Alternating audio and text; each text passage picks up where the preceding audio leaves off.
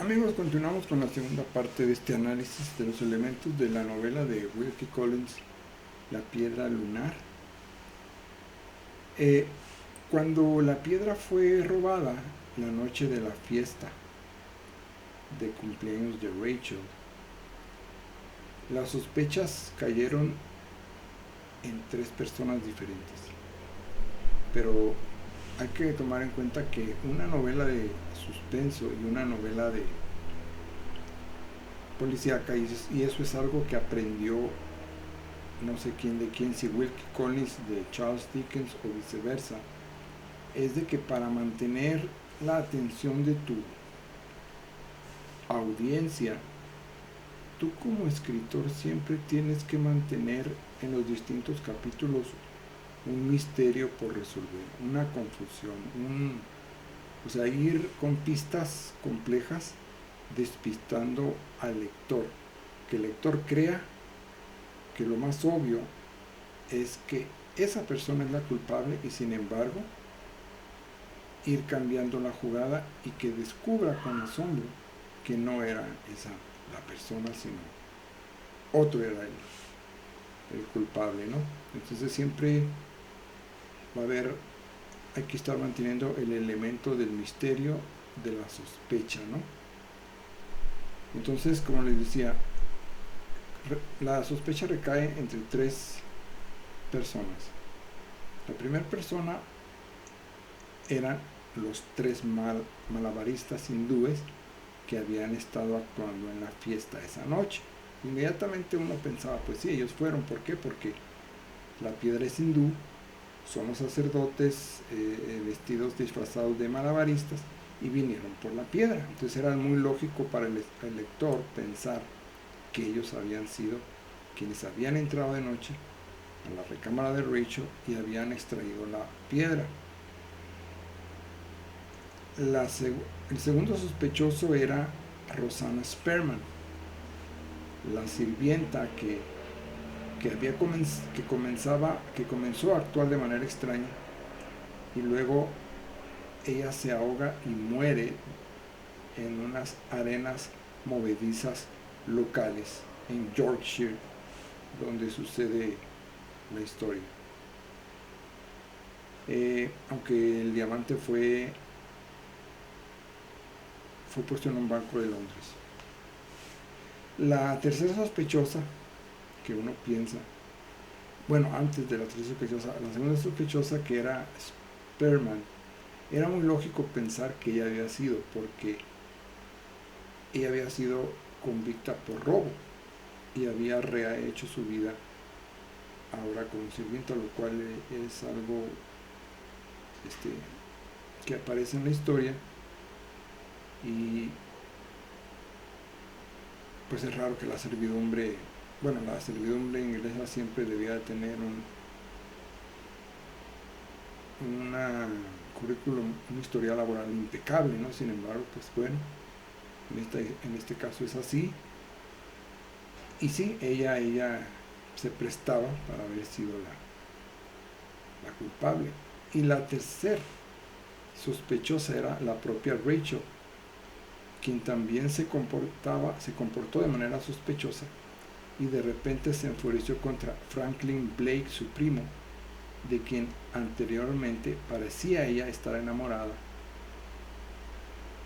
pero se enojó cuando él dirige los intentos de encontrar el diamante. Entonces aquí, como les he dicho, la persona que realmente se robó el diamante fue Franklin Blake, el primo, que no pretendía inmediatamente, pero que sí, ella sí estaba enamorada de Franklin Blake, la prima Rachel, y otra que estaba súper enamorada de Franklin Blake era la sirvienta Rosanna Sperman, que se suicida por amor por él. Pero él lo descubre al año que él regresa por medio de una carta que ella nunca le entregó cuando él se fue, y la descubre esa carta al año que regresa a tratar de resolver el asunto de la piedra robada. ¿Por qué? Porque tanto Rachel como la sirvienta Spearman estaban enamoradas de Franklin, y ambas sabían, tenían pruebas, o tenían la correcta sospecha de que Franklin había sido quien había robado, como les digo, en un estado inconsciente narcótico por medio del efecto del opio. Había como sonámbulo robado el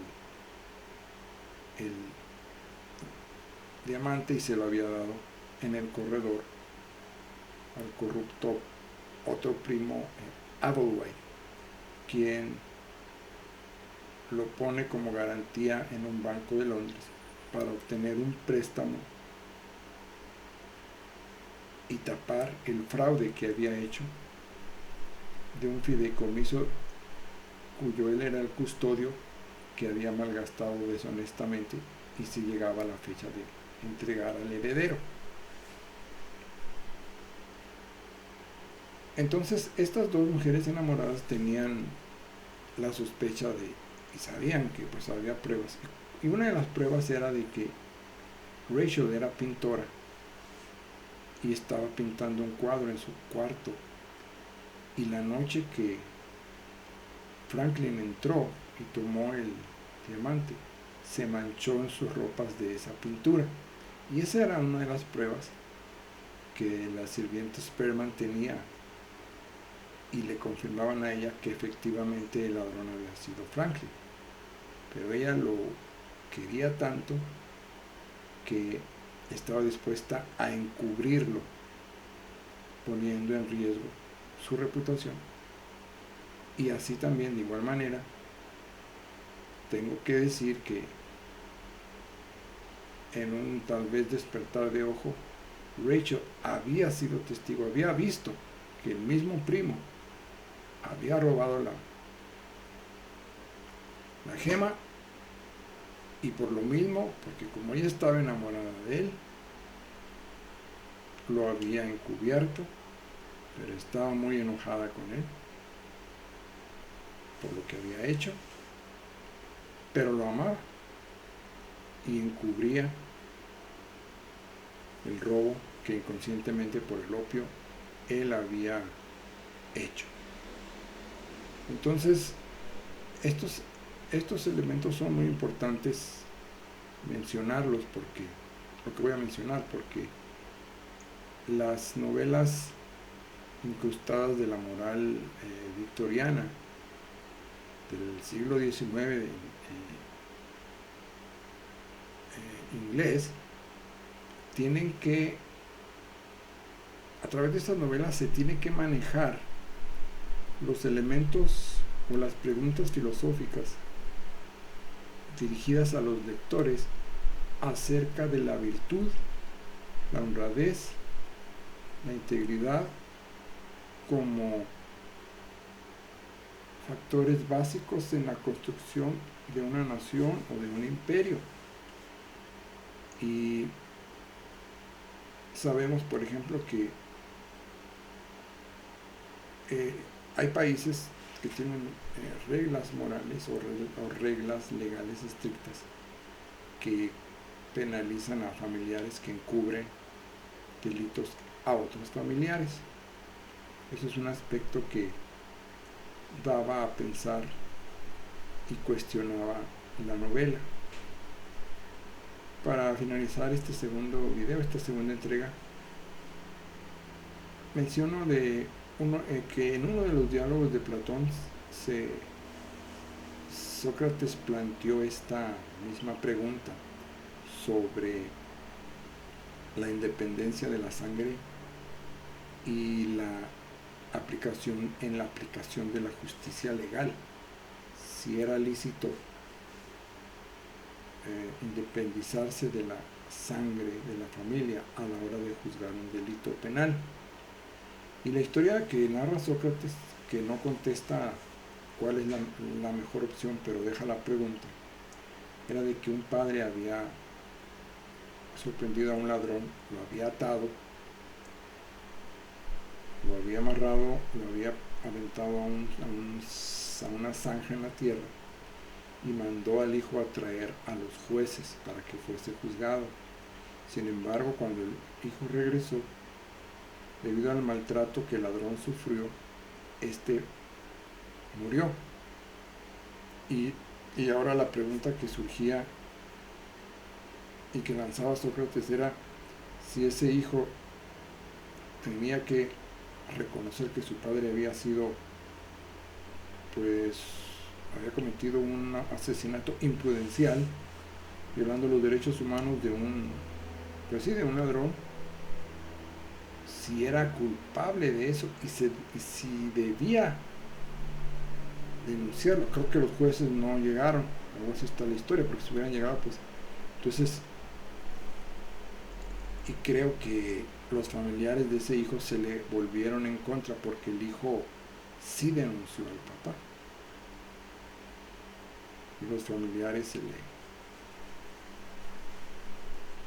se le voltearon encima. Bueno, amigos, continuamos posteriormente en una tercera entrega.